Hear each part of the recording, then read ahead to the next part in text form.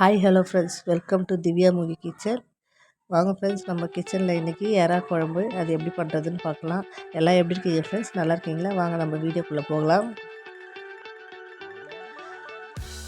கால் kilo எறா எடுத்து clean பண்ணி எடுத்து வச்சுருக்கேன். குழம்புக்கு தேவையான காய் கட் பண்ணிக்கலாம். முருங்கைக்காவும் உருளைக்கிழங்கு தான் எடுத்துருக்கேன். அப்புறம் வெங்காயம், தக்காளி, பச்சை மிளகா கட் பண்ணி எடுத்து வச்சுருக்கேன். அடுப்பு பற்ற வச்சுட்டு வானல் வச்சுட்டு எண்ணெய் ஊற்றி வடகம் போட்டு கருவேப்பிலை போட்டு தாளிச்சதுக்கப்புறமா வடம் பொரிஞ்சதுக்கப்புறம் கட் பண்ணி வச்சுருக்க பச்சை மிளகா, வெங்காயம் போட்டு வதக்கி விட்டுக்கலாம். வதக்கி விட்டதுக்கப்புறமா நல்லா கொஞ்சம் ஒரு ப்ரௌனிஷ் கலரில் ஆகட்டும். வெங்காயம் நல்லா செவந்ததுக்கப்புறமா கட் பண்ணி வச்சுருக்க தக்காளி போட்டுக்கலாம். நான் ஒரு 1.5 தக்காளி கட் பண்ணி வச்சுருக்கேன் ஃப்ரெண்ட்ஸ்.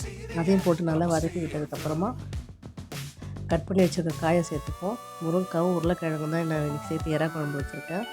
உங்களுக்கு என்ன விருப்பமோ அந்த காய் போட்டுக்கலாம் ஃப்ரெண்ட்ஸ். ஆனால் மேக்ஸிமம் முருங்கைக்காய், வாழைக்காலாம் போட்டு வச்சோன்னா இன்னும் டேஸ்ட்டாக இருக்கும். அதுக்கப்புறமா கழுவி க்ளீன் பண்ணி எடுத்து வச்சுருக்க எறாவும் போட்டுப்போம். அதையும் போட்டு நல்லா எறாலேருந்து தண்ணி விடும் ஃப்ரெண்ட்ஸ். அந்த தண்ணி வற்ற அளவுக்கு நல்லா வதக்கி விட்டுப்போம். இந்த டைமில் ஒரு பிஞ்ச் மஞ்சத்தூளும்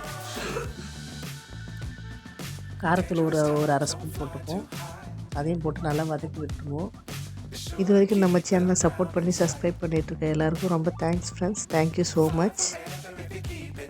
இந்த பாருங்க, தண்ணி விடுது எறாலேருந்து. இந்த தண்ணியெலாம் கொஞ்சம் லைட்டாக சுண்டதுக்கப்புறமா வீட்டுக்கு குழம்பு மிளகாத்தூள் ஒரு 3 ஸ்பூன் போட்டு குழம்புக்கு தேவையான அளவுக்கு நான் ஒரு சொம்பு தண்ணி ஊற்றிருக்கேன். எங்கள் 4 பேருக்கு. நீங்கள் உங்கள் தேவைக்கு, உங்கள் வீட்டில் எத்தனை பேர் இருக்கீங்களோ அதுக்கு ஏற்ற மாதிரி பார்த்து உங்கள் தேவைக்கு தண்ணி ஊற்றிருக்க குழம்புக்கு. இந்த குழம்புல தண்ணி தட்டு போட்டு மூடி வச்சுருவோம். பச்சை வாசனை போகிற வரைக்கும் நல்லா கொதிக்கட்டும். மிளகாத்தூள் பச்சை வாசனை போகிற வரைக்கும் கொதிக்கட்டும். இந்த டைமில் உப்பு பார்த்து செக் பண்ணிட்டு உப்பு போட்டுப்போம். குழம்பு கொதி வரட்டும் ஃப்ரெண்ட்ஸ். நான் அதுக்குள்ளே ஒரு எலுமிச்சைப்பழம் சைஸில் புளி எடுத்து கரைச்சி எடுத்து வச்சுருக்கேன். புளி கரைச்சி எடுத்து வச்சுருக்கேன். அந்த பச்சை வாசனை ஃப்ரெண்ட்ஸ். இந்த டைமில் குழம்பு நல்லா சுண்டி வந்திருக்கு. நம்ம புளியை ஊற்றி அதுவும் ஒரு 10 நிமிஷம் கொதிக்க விட்டுருவோம். காய் நல்லா வெந்திருக்கா பார்த்துட்டு இன்னும் ஒரு 10 நிமிஷம் புளி தண்ணி ஊற்றிருக்கால கொதி வரட்டும் ஃப்ரெண்ட்ஸ். கொதிக்கட்டும். திரும்பி தட்டு போட்டு மூடி வச்சுக்கலாம்.